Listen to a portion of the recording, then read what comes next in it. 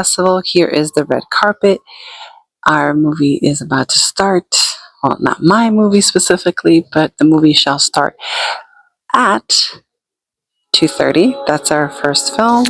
It is a feature, and we are here at Bronx Music Hall in collaboration with the Mount Haven Film Festival. So thank you so much. I hope you enjoy every little snippet that I have of this festival. This will be on BronxNet, Manhattan Neighborhood Network, and of course, Brooklyn Free Speech TV. Thank you. See you. And we are here at the Mount Haven Film Festival 2025, year 5.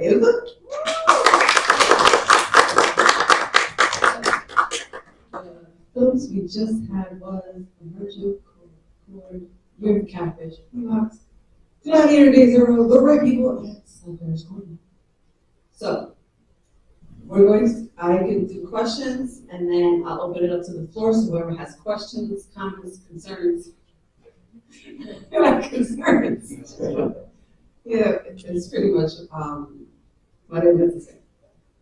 So, starting with Emergent Chord. How did you go about it? Because I liked the way it was done with the different colors. How did you time it right? Thank you. This started as sort of a pandemic hobby. I started collecting all these bottles and decided to try to do something with them. So I started figuring out how to make music with them. And I just started playing different notes and then layering and looping the notes together. And it was all audio at first. And I started making these audio tracks and sending them to people, and they liked the music. I could tell they didn't fully understand how I was making the music. So I set about to make this video to sort of show exactly how I was making music. And it was just me in a little room in our apartment with the lights turned off with the spotlight on me and the camera, and that's it. And then, I just did the different colors in post. Yeah. What I liked about it, it was very reminiscent of like music videos. So sometimes, depending on the artist, if they wanted to do like avant-garde style, they would kind of do that. Like, okay, it's just the camera's on me, but I'll just in post, I'll add colors, I'll add different angles, so it doesn't seem so stagnant. Wow, it's a pandemic project, huh? Interesting. So. A lot of people did sourdough. This is my sourdough. Sourdough, right. Well, I started a TV show that's completely not pandemic related. It was just more like, what to do. Can't be social. What am I gonna do? Start a TV show. Why not? So thank you to Roxanne for being the first person in the organization to give me a chance, and I'm still doing my TV show literally 4 years later. So, Ron Claus, shameless plug. All right. So it was engaging yet quick. Again, like, would you do it again though? With a different instrument, maybe? You mean like a video of this style? Mm-hmm. Probably not. I like to always do something different. It was like a one-time thing. It's like, did it? Yeah, I've done several tracks of the music, and I have different videos for the different tracks of music, but not in this particular style. Okay. Yeah. You know, it reminded me of people who play pipes, especially in South America. Sure, yeah. It was very like pan flute. Yes, Yeah. Exactly. For sure, that definitely is an inspiration. It's true. So now to bebops. Okay, the slapping game was a little, I was like, dang. It was like super random anytime, like, pop. Like, how did you get the actors to, it's just pretend, it's just for the video, it's just for the film. Don't take it seriously. Please don't beat each other up. I have no insurance. Thank you. My name is Xavier Michael Griffiths. I'm the filmmaker behind Bebops. The question about the actors, this was also shot during the latter day of the pandemic, so I casted the actors pretty much on Zoom. and we had a Zoom rehearsal before we all showed up on set to actually do it. Because this was an NYU project, we had to follow their guidelines, so there was a stunt coordinator on set. So it was safety stunt coordinator to coordinate those slaps. We couldn't just randomly be slapping people, but I give them all credit for being game about it and practicing and taking the time to do it. And you know, they were all very professional, so you know, it was a fun new set, and they all wanted to get into it and make it seem real, and they didn't take it too seriously, or there were no hard feelings or anything like that. I am proud that it was a 3-day shoot, and one of the days our stunt coordinator was not available, so we had to coordinate when to shoot the slaps ourselves, and I think we did a really good job. It's one where he's coming down the stairs. So, Okay. yeah, we can do it. No, but with the title B-Box, so basically is it beat, like beat somebody's box, or like? It's a real game.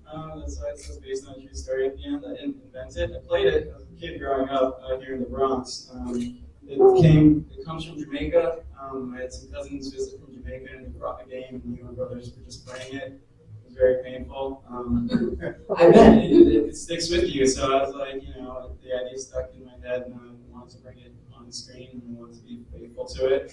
So B-Box, Jamaica, it's just a Jamaican slang. Box somebody means to slap somebody, so that's where the title really comes from. Okay. Thank God it wasn't something more nefarious. Thank God. I was going to ask, in terms of the way you shot it, it's very, what I like about it was very quick, and yet it was clean, just like slime, which is weird. So I commend everybody for, the camera game and the mic game has stepped up exponentially since I started doing films. So I applaud all of you for using everything that's at your disposal, because the audio was great, the lines, the way the filming was done was fantastic. Right. So it made it easy to watch and enjoy. Yeah, so that just goes to a lot of prep, and the amazing crew I had with me was mostly NYU student crew with that film. Really had to trust my cinematographer a lot, because I'm not a camera-oriented director. I mean, I had all the shots planned out, and we went through it. And we were very fortunate. We shot it all in an Airbnb in Brooklyn, and we stayed there. It was I stayed on set, and then my cinematographer invited himself to stay on set. So we got to really understand the space. Not that you needed them there. No, he They were totally gonna invited have to be himself. there. He lived in Brooklyn. He could have went home. But no, we got to really understand the space and how we wanted to communicate where everyone had to be, because it was very precise with the comedy, and to make it snappy and make it seem natural and not forced, we had to, really understand the space. And this stunt coordinator also helped us with that, to how to make position everybody. And yeah, I'm very happy with how it looks. And it's nice. It was completely controlled to be inside, and not have to worry about the elements. So now we're on to the year of the catfish. Go ahead. It's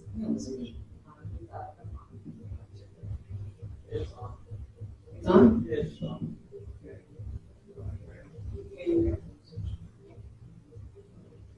Yeah. First of all, I have to say, when I was out here, first said the word Bronx, my hands started going up. Hot. You're not in the game. You're not in the game. So I'm a musician, and once again, the pandemic factored into this, because I've been wanting for a little while to learn Final Cut Pro, and once the pandemic hit, I was able to take online courses and make a movie, like that. And the movie is kind of an escape from just the drudgery of only doing music all the time. So when you did learn Final Cut Pro, and we can see it here, really interesting music video. Why Prince is the question. Yeah. Why not? But why Prince? Because since I'm a musician, and what kind of was a big influence on me was the music of the 80s. And not just the sound, but in a way the discipline. Because the music came out of Tin Pan Alley into the 60s and the 70s, and by the time the 80s hit, the the concept of great arranging still existed, but it was to like synthesizers, to different kind of harmonies and things like that. So to me, it was a miraculous area. So for me, it was just inspiration for life in general. So since Prince, passed away a little while ago, was a hero of mine. Since I was a young lad, that was a way to You're still young, Gary. It's okay. to kind of show, from you how it totally affects your life, like your heroes. No, absolutely, absolutely. But I do like the title, You're a Catfish, because nowadays, unfortunately, you can catfish anybody with anything, thanks to the availability of technology and stuff like that. Like, I'll give you an example. I have my son outside. Sometimes I tell him, I love you, but you shouldn't be playing certain games. You don't know who that really. Oh, basically, yeah, no, not everybody is honest on the internet. I'm sorry to tell you.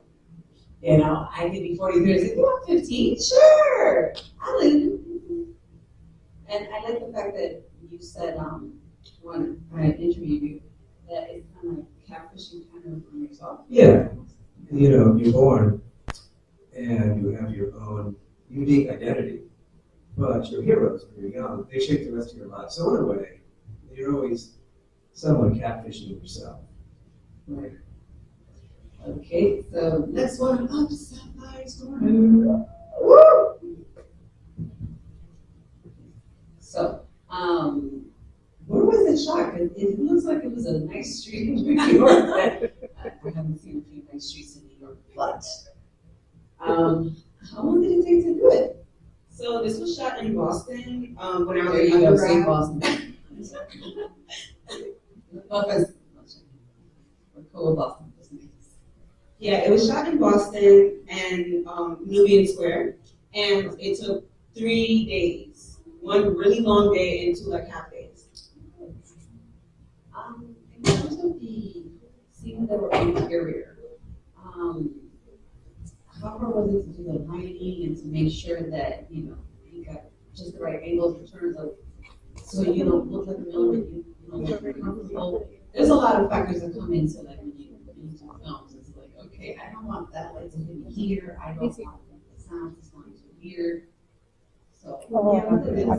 And I'm sorry, you guys couldn't get the full breadth of the lighting because I made it seem a little too dark. I'm gonna fix that. But we used at my undergrad, we used like all the resources that was available to us. So there was like a black box with all the sites and stuff. It took us hours to do like the ballerina scene, purple and the But yeah, that took a few hours, and then the first scene in my room, that also took a few hours. All the interior scenes took a few hours to set. Yeah. So you spoke that it was about a person who had a ballerina background, and she was reminiscing about it, right? So why was it important? As the story should have been, the way it unfolded. So actually, I didn't write it, but I believe it really told a story of not only including my culture, my background being Ivorian, but as well as coming to a new area of the U.S. and not really understanding how the school system worked and getting into all these great schools, but how the heck am I going to pay for this? And then also wanting to pursue that creative passion on the side as well. Sorry, did I answer your question? Okay. All right, so that's just only enough of these little white people. Go ahead. Is it up? Yes. Oh, great. I'm actually for Gladiators. Oh, Jack. Yeah, I'm so sorry. I thought there were people over here. No, It's okay. no, Looks but really good. Like zero, everything. zero. I like the way it was shot. I liked the audio. The story was super compelling. Temperance, he's a guy that I would see on Tinder, not a boy. You're like, you're into what now? Cool.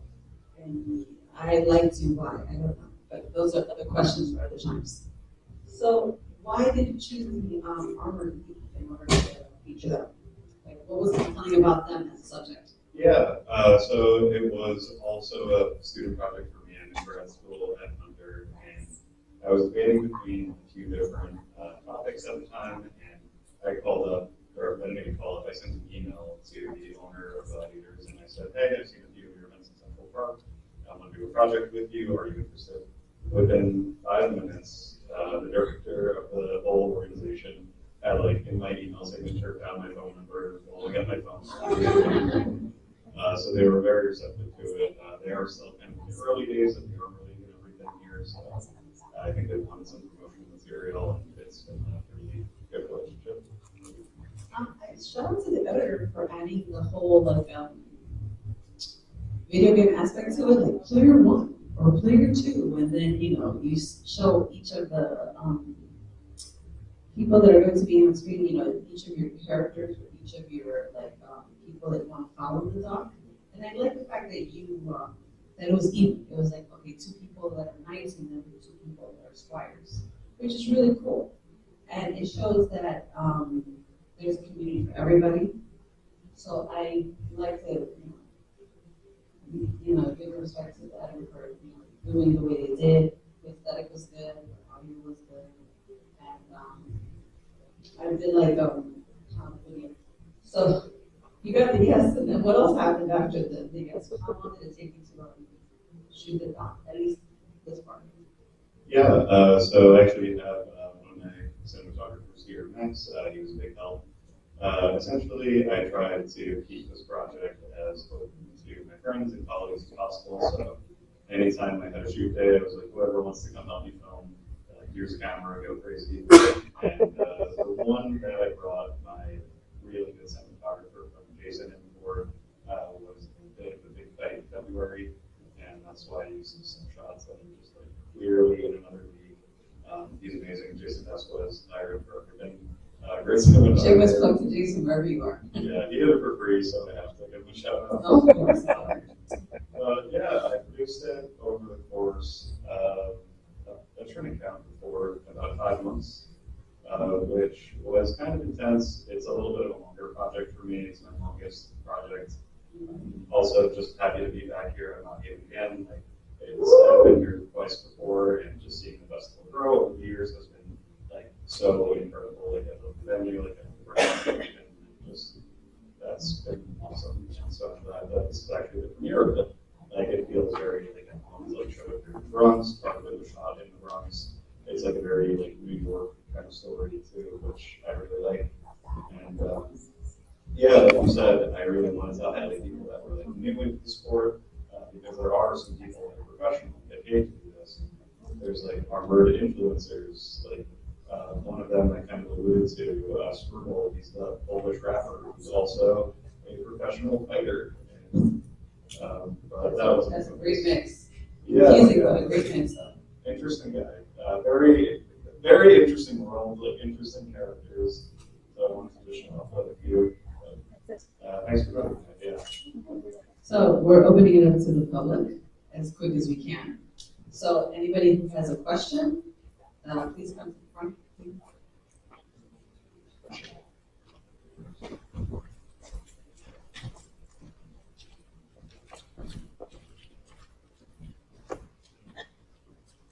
How am I always the only? No one has questions. Okay. Anyway, hello everybody. Great job. Congratulations. First question is for Sophie Stone. Sapphire Stone. Thank you. My glasses. So I was curious because the film gave a lot of misdirection. I was thinking that it was going to go in a completely opposite kind of way, like it was going to be dark and stuff. So, how much of that was you planned when you guys were developing the story? How much of that was a directing choice to kind of subvert the audience's expectations, because you have the character playing around with a knife, she's kind of in a sketchy situation, they're alone together. So you just talk about that. Yeah, so this actually happens because there's so many versions of the script, and we were just playing around. It was just me and my best friend. We decided to make a short film, and then we looked at the scripts from the previous versions, and we were like, "This is so bad," the previous versions and stuff like that. So we kept hints of that though. So in previous versions, it was gonna get a little bit what the heck is going on here, but I feel like it just added a little bit of suspense that was needed. Okay, cool. And then the choice for what I really enjoyed about the piece was when we reveal their dreams. Mm-hmm. That moment when the kind of expectations, sketchy expectations subverted. So you had mentioned your background, Ivory Coast. Yeah. So was that important for you to have that to kind of like, I guess, explore this theme about people's dreams and how they have to kind of set them aside and make a choice? No, for sure, because I'm thinking of like being first generation and having immigrant parents and stuff like that, and like deciding to go for your passion and like telling your parents like, yeah, I'm in school, I'm like doing this, but you really want to be doing something else. I felt like it was something a lot of people could actually understand. And then my next question Yeah. was going to be for B-Box. Another one where you talk about cultural things. I'm from Puerto Rico, so we have a game out there called Burrito, which is nothing like B-Box, but it's kind of like, I identified when you said, oh, this is like a game we brought, my cousin brought from Jamaica. With that film, again, you said it took you guys, what, 3-4 days to It's a 3-day shoot. shoot, and this was for your thesis? It's not my thesis. It was like this sort of the middle project of the grad film program. So apart from the like having the stunt coordinator, you had mentioned that you had to rehearse over Zoom. What was the biggest challenge for you in actually realizing the film? Yeah, there was a couple challenges. Again, this was shot towards the latter end of the pandemic, and it was shot. I actually planned to shoot it earlier as an earlier project. We have a project where it's supposed to be 3 scenes, 3 characters, and that's why it kind of retains that structure. But I didn't end up using it because at that time, the films we could make, we had to follow COVID protocol. So actors could not be within 6 feet of each other. So I was like, there's no way I can do this script with those restrictions. So I wrote a completely different script, did something else for that project, and then when things eased up, the vaccine was around. I said, okay, I can come back to this and do this properly. So that was a big challenge, just having the patience to wait and do it properly.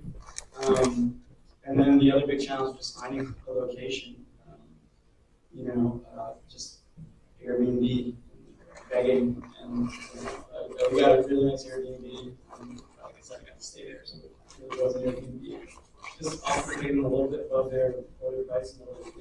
So yeah, those were the big challenges. No, they knew about the movie. They knew. We couldn't move all that quickly without the movie. And then my last question is for the, I want to make sure I get it, Year of the Catfish. First of all, really loved it. Loved the kind of like, oh my God, expressionist point of view that you had. And I'm also a huge fan of Vince too, so I appreciate that. Similarly to the Sapphire's Trace, I thought it was going in a very different direction initially. I thought it was going to be something that was focused on kind of like AI taking over the creative space, the music space, and the film space, and that's something that's a big concern right now. So I'd just like to hear more about like, what was your thought process behind that, coming up with that title and more of the symbolism, and was that in your mind how we're kind of living in this moment where people are afraid of being obsolesced by technology. Yeah, like I mentioned with the title, it had to do with evolving from a child to a middle-aged man, and what you retain, that's where the showman is there, because if you are deeply moved by, in my case, the music of your youth, then you always have an element of showman. And so in this case, the showman was Year of the Catfish. It's an excuse to be catfished by Prince, so he comes back as an avatar. And then you see Prince in the Revolution. And so I would say for the film, difficult things were learning to dance. And, finding those costumes. Any more questions? You can probably hear people flesh out. Yeah, I think a couple of you alluded to this, but I'm just curious from everyone what the timelines were from like pre-production all the way through to the end. I know that varies greatly, and especially if you're in school and you have a deadline, that's different than if it's an independent project. But just what was that like in all these cases? Thank you for that. I think you know the answer in my case, but it's the shooting took just a couple of weeks. There was a lot of prep leading up to that, of course, and then a long post-production tail, getting all of it in sync together.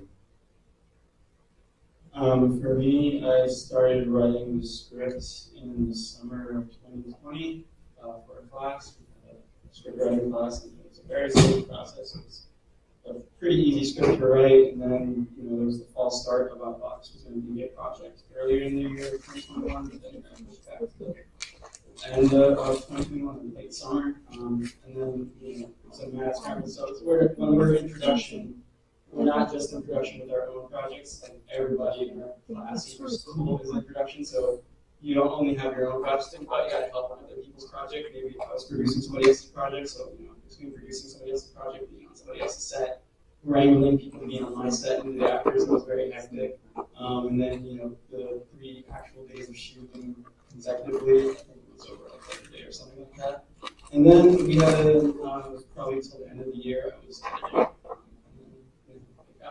It premiered the following May, and it's been making the rounds ever since this. For me, from the beginning of learning Final Cut Pro and writing and playing, singing music, and totally finished product 4 or 5 years.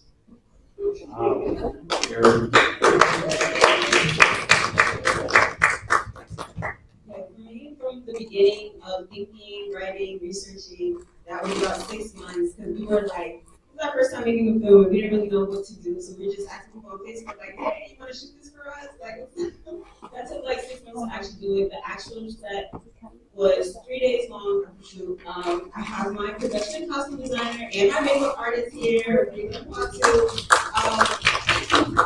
afterwards, it took around half a year of post-production for it to be what it is. I found out I was shooting like a week before the first shoot day, and I think it was 5 months almost exactly, with one little extra editing day in there once they finally got the armor and the Ninja edit.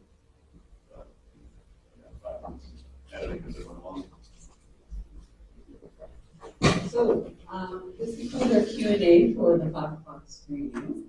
So thank you to all the filmmakers.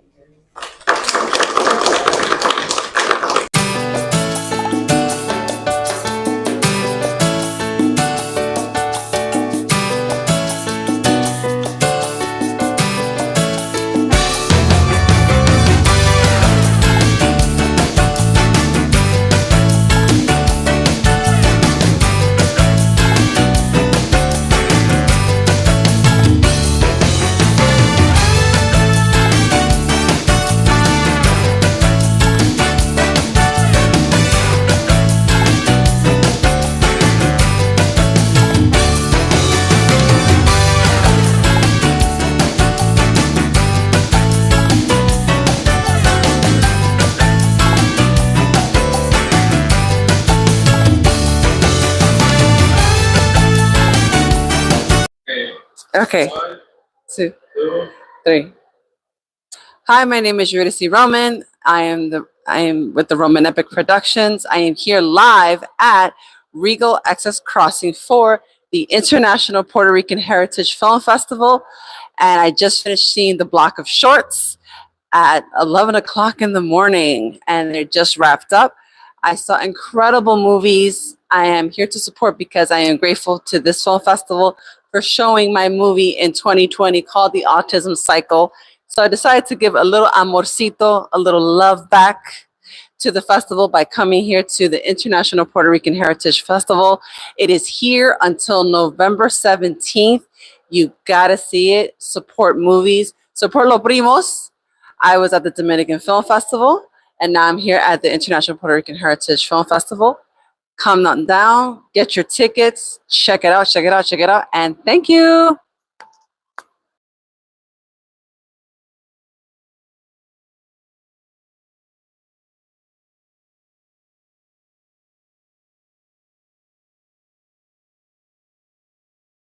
To the Puerto Rican Heritage Film Festival. It is a mouthful to say, but you know, Dominicans say Dominican Film Festival in New York, and Puerto Ricans say International Puerto Rican Heritage Film Festival. Vamos. So I'm here to support los primos del otro lado.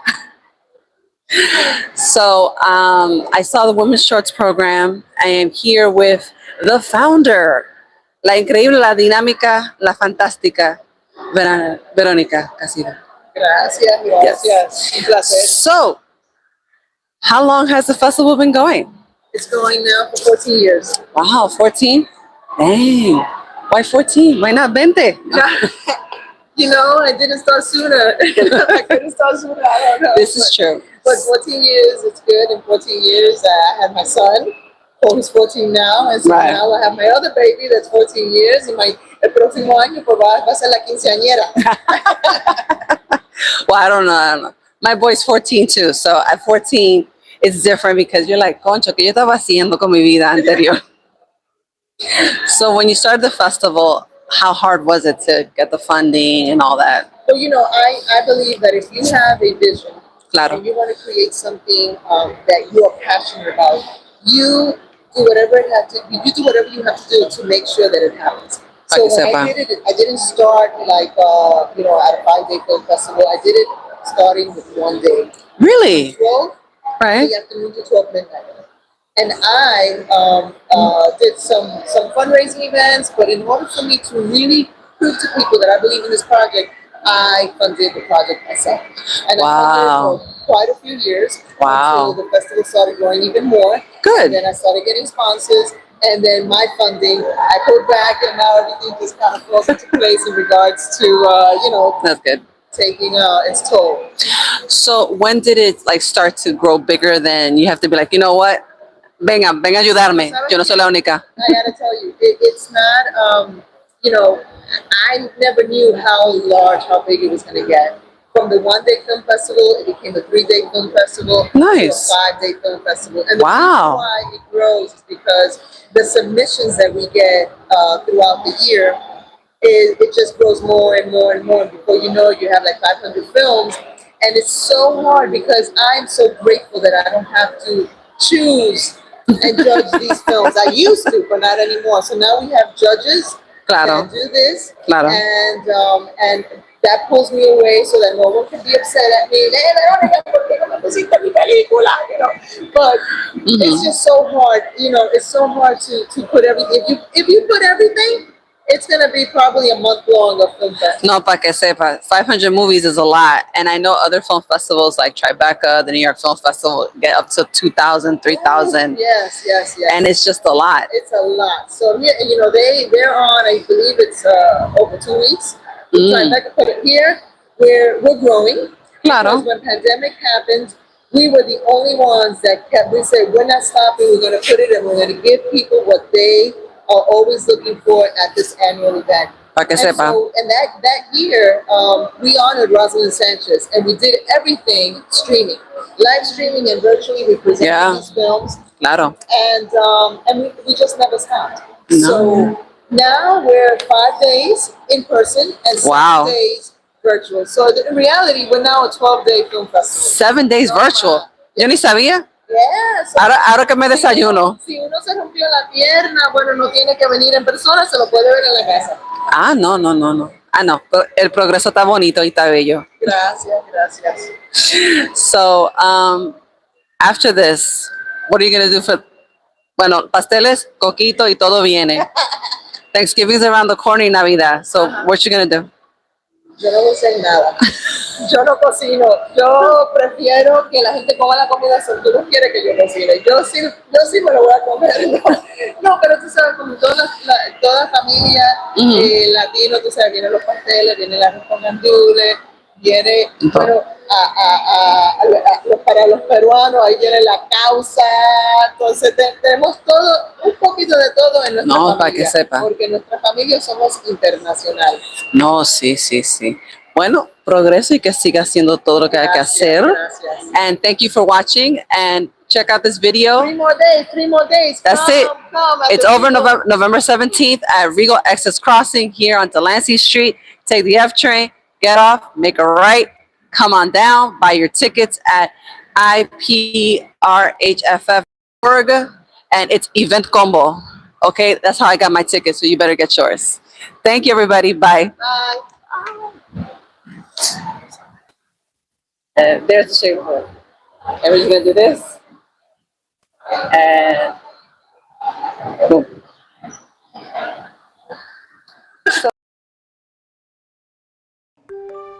El río Yaque del Norte es el río más largo del país y el segundo de toda la isla.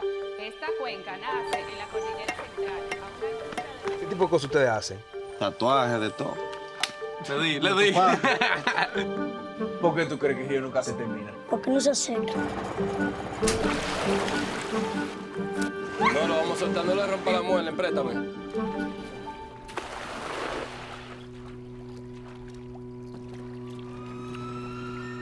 Ese río no guarda cosa mala, ¿no?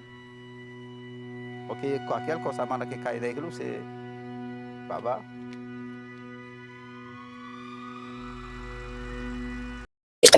Hello, hi. Saludos, buenas tardes. Aquí de Symphony Space en Nueva York, Thalia Teatro. Estoy aquí con el impactante, interesante director de la película, Yaque.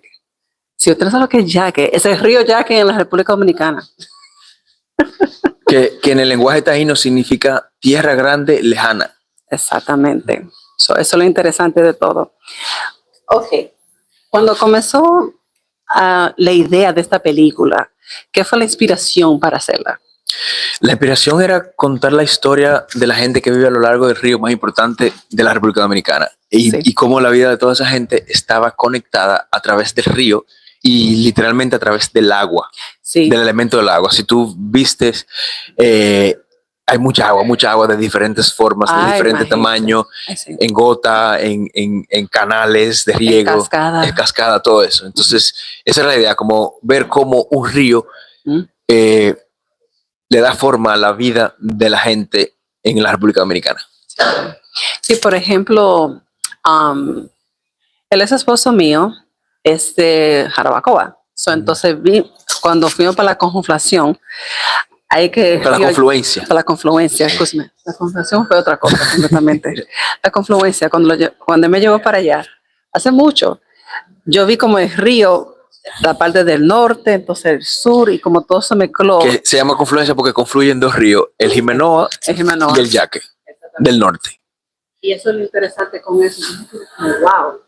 Pero había gente con casa y con vida. Y esa corriente es fuerte. Sí, cuando llueve y hay tormenta y huracanes y eso se pone fuerte, sí. Ay, sí. Fuerte y peligrosa. Oh, my God. Sí. No, yo, de verdad, la gente que puede vivir en esas áreas, yo tengo que darle un aplauso o darle una medalla porque vivir al lado del agua cuando pasa cosas. Sí. No sé si te motiva o alegra, pero es diferente, es algo muy dificultoso para hacer. Entonces, esa fue la idea que comenzó todo. Ahora, buscando a la gente, que quiere decir, sí, yo presto mi imagen, mi cara, mi historia, esos son otros 25. Sí.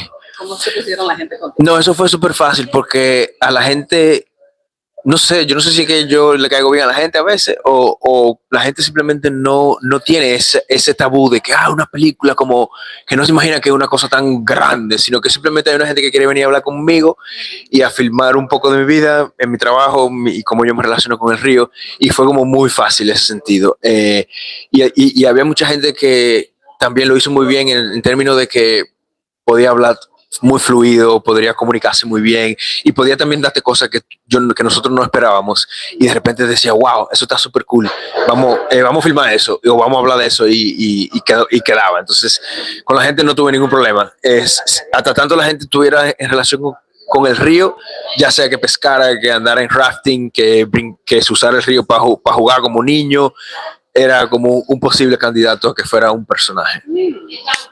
¿Cuánto tiempo te tomó?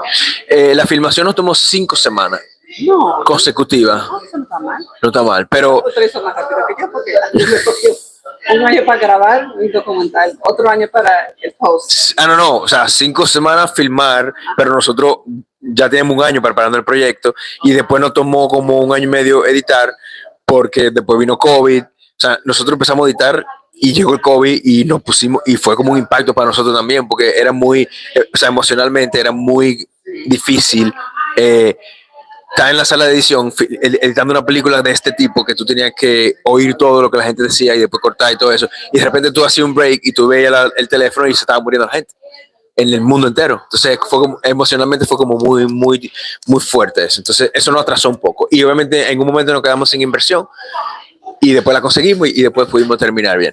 Oh, wow. Sí. Es interesante. Sí, sí. Bueno.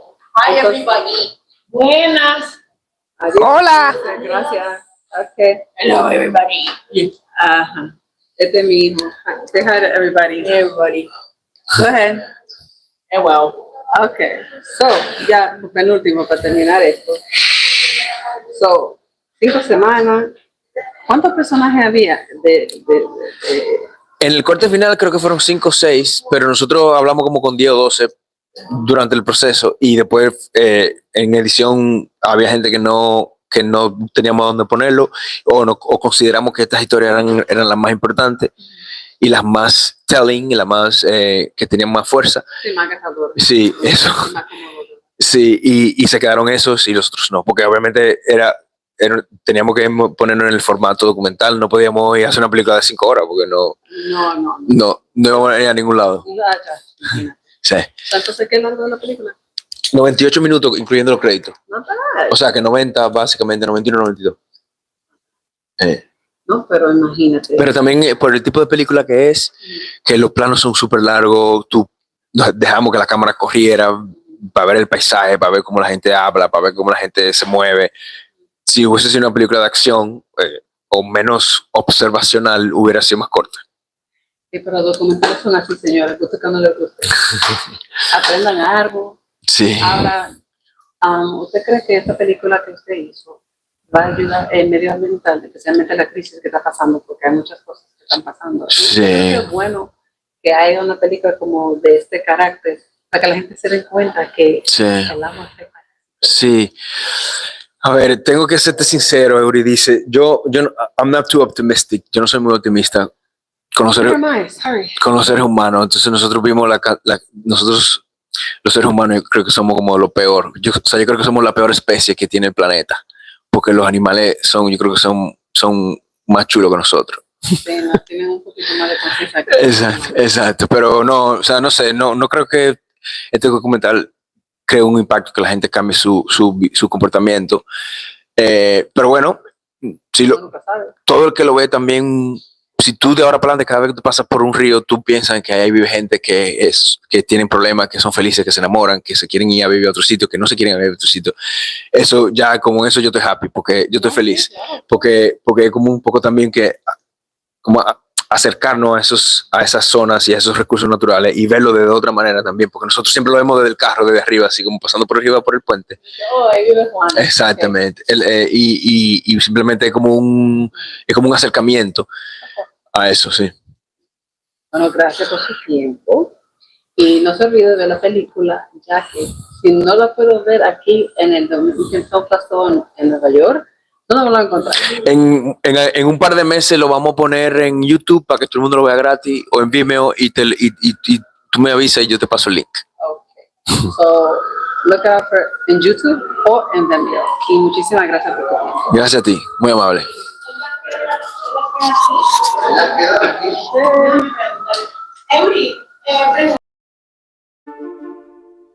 Illiteracy among adults is really a silent epidemic, and it is an epidemic that remains silent because unlike obesity or diabetes or cancer or other epidemics that we're familiar with, there's nobody studying and tracking adult illiteracy. There's an enormous investment in tracking test scores and academic performance of young children, but as soon as people have gone through the education system, they've turned 21, they've succeeded in high school, or they haven't, that's it. We forget about it. We don't track it anymore. I believe that the literacy crisis should definitely be on the national agenda. It should be also on New York's agenda. And frankly, I don't see that. Bronx is blessed with many great libraries, but there's something where the larger culture has really withdrawn literacy from these communities, withdrawn. Back. Well, at least I'm back. So we are here at the Dominican Film Festival in New York. I am here with the director of 1.5 million, Mr. Gregory Hernandez. Thank you so much for having me. It's a pleasure to be here. Yes. And so, if you haven't caught Greg's promo, he did promote the festival on Instagram by going to United Palace and saying, "Here we are, aquí estamos. Come see my movie." So it's pretty good. He's also a festival judge. Let's not forget that too. Yeah. So in case you submitted your movie, here it is. So there's that. So Greg, what made you tackle on a documentary about literacy in the Bronx? Easy answer, I'm a masochist. Come on. No, so I'm from the Bronx, and 2016 we received the news that the Barnes & Noble was going to close. Aww. So that would leave the borough without a single bookstore, make the Bronx the only borough in New York City without a single bookstore. Mm-hmm. And that same year, I heard of the news of Noel Santos, who wanted to open a bookstore in the Bronx. So I thought, okay, here we have a divergence of the chain stores, but now we have the indies. So here's the story. This is worth making a film. Interesting. So, Noel, where did he actually want to do it? In the north, south, west, or east Bronx? Initially, Noel, she wanted to bring the bookstore to Soundview. And then I think through just market research settled on, or decided, I should say, on Port Morris. Okay. All right. So is that the one that's Lip Bar now? The Lip Bar, that's right. Bookstore and wine bar. Okay. That's actually interesting. So, So, wow. So that was the origin of the Lip Bar. I never knew that. Yep. I just knew it just popped up, it sprang up, and it was pretty awesome. It took 2016, she announced, and then from 2017, she had a crowdfunding campaign that raised over $154,000. Wow. And from that point on to 2018, and then opened in 2019, April, I think Independence Bookstore Day, that was the grand opening, April 19th, 2019. Wow. So from that point on, after she did that, when did you start doing the doc? I started shooting in 2016. So we started shooting some B-roll, getting some stills, and essentially going around seeing what was up, trying to do my own research, and then seeing if I could actually make this happen. Then 2017, that's when I seriously began production, when I said, we're going to make this into a short documentary. It was going to be on Noel, Ruben Diaz, and Barnes & Noble, and see if we can get a teacher involved as well. And then 2018, that was the explosion, with social media and so many individuals and political activists and just people in the neighborhood, community activists, trying their best to essentially bring about literacy through their own means outside of a bookstore. So little free libraries, book fairs and festivals, mobile bookshops, online bookshops, things of that nature, lending libraries, the book vending machines. So there was a myriad of things that exploded in 2018 and 2019. So I was shooting this at the right time. No, for sure, definitely. I know for the Bronx, it's notoriously difficult to actually get people involved in a lot. Whether it's a store opening, whether it's like, hey, I'm doing this for la comunidad. And they look at you like, really? And then you really have to like sell it. So how hard was it to get people to say like, oh, you know what? I'm doing this about us. What was the hardest pull for that? Well, the thing is, a filmmaker, the hardest thing is just persevering. Correct. And Absolutely. luckily, in the Bronx, we have a lot of resilience and perseverance. So trying to tell people to support my documentary by following or donating or opening your doors. That was pretty easy because people wanted this film to be completed. They wanted to see this film be done, and they opened their doors to us. They said, yes, you can interview me. Yes, you can come document my event, my organization. Yes, you can tell my story. And that's effectively what you're doing. Like, you're asking everybody, collaborate with me so I can tell your story. Correct. So, for those of you who don't know at home or watching this live right now, this is his 12th film festival. So what made you make the Dominican Film Festival in New York number 12? Well, just after a while, you have your list and you're submitting. You're looking at the rules and regulations. You're like, do I think I can get into this one? Do I think I qualify? And then at a certain point, you're able to submit. We've submitted to about almost 40 festivals. Right. So we anticipated about like a 25 to 30% acceptance rate. Correct. And I have to say, another judge, Carla Francesca, she said, you need to submit. Why haven't you submitted? I was like, oh, I didn't think I'd get in. He's like, well, then submit. And I'm like, okay, then here we are. No, yeah. And it's been an interesting year in terms of, for the community and things like that. So it's interesting to say, how do I explain this to you? So, will you continue another festival? I think we'll see if we can wrap up this year or early next year with some festivals, maybe some more local art house community festivals.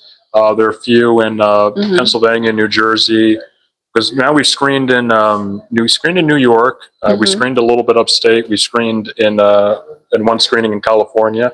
So we want to see if we can wrap up and hopefully get on a streaming platform and get distributed, and also see if we can do a small theatrical release as well. Oh, yeah. No, do you think, because, also for the Oscars, for those of you who don't know, the Oscars have two categories, the 40-minute short documentary category, and then you have the longer documentary category of 60 minutes and up. But to do an Oscar campaign for this, are you ready to do that Oscar campaign? Probably not. I would rather see if we can get an interested funder to say, hey, let's make this into a docu-series because you have 70 hours of footage that you can utilize and make this into like a 6-part series. I'd rather go that way than try and continue to push the documentary. I would only continue to push it toward maybe, again, a streaming platform or a theatrical release, educational distribution, because we've been screening in libraries and in schools in the Bronx. So I'd like to continue doing that across the city because we do have a national literacy crisis as well. Okay, that's true. Well, Greg, thank you for your time, and thank you for being here. Appreciate it. Thank you so much. Appreciate it. And make sure you attend the other Dominican Film Festival screenings. Yes, and there's like and subscribe to the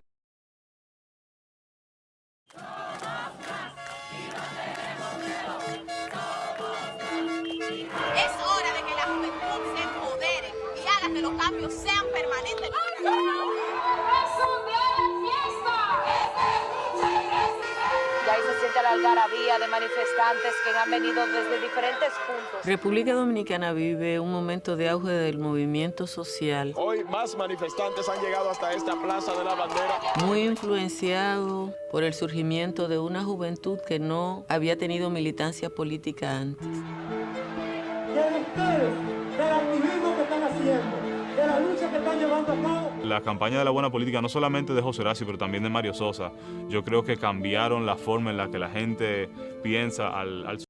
Tienes que entrar un poquito. There you go.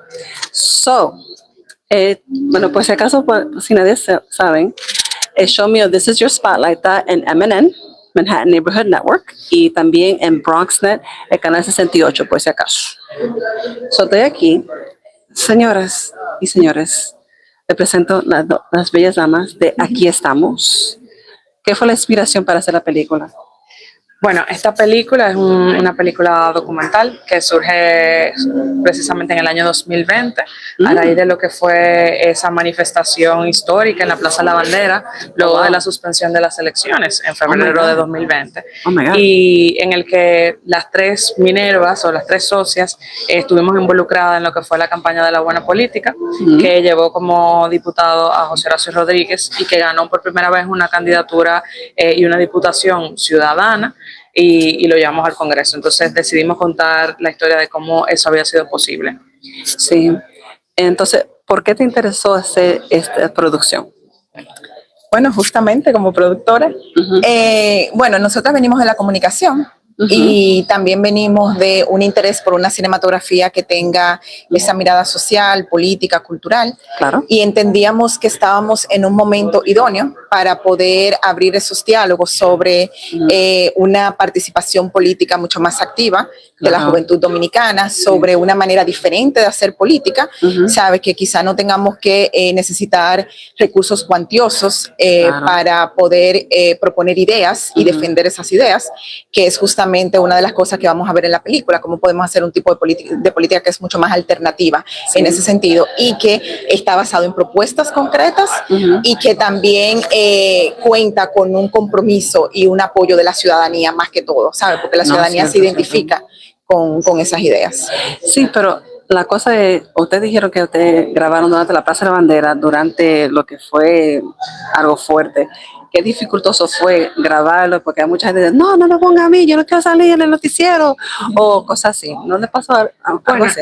La verdad es que el tema estuvo que la idea vino después, porque en ese momento todas estábamos participando de lleno en lo que fue esa campaña. Entonces no había chance, era como que la democracia realmente estaba en peligro y teníamos que trabajar para que fuera no un proceso como lo más limpio posible. Además estábamos en pandemia, entonces el documental surge luego de que pasó todo eso, y precisamente eso fue una de las dificultades, todo el tema de archivos, porque no estábamos grabando todo eso.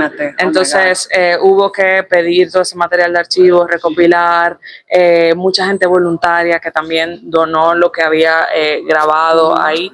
Y bueno, decidimos entonces adentrarnos dentro del Congreso, que es algo que nunca se ha visto en ninguna película dominicana, cómo funciona eso ahí dentro. De repente República Dominicana es un país que ha sido muy presidencialista y el documental lo que busca precisamente es demostrar el poder que hay en el Congreso y cómo ahí se toman decisiones muy importantes que nos afectan a todos. No es cierto. Y al fin y al cabo, después de este festival de Dominican Film Festival en New York, after this has happened, ¿cuál va a ser el próximo? ¿Va a haber más festivales para que el mensaje de verdad se ponga en grande and in full? Sí, nosotras estamos todavía esperando aceptación de otros festivales a los que hemos aplicado. Extendemos también la invitación a tu audiencia, que si tiene...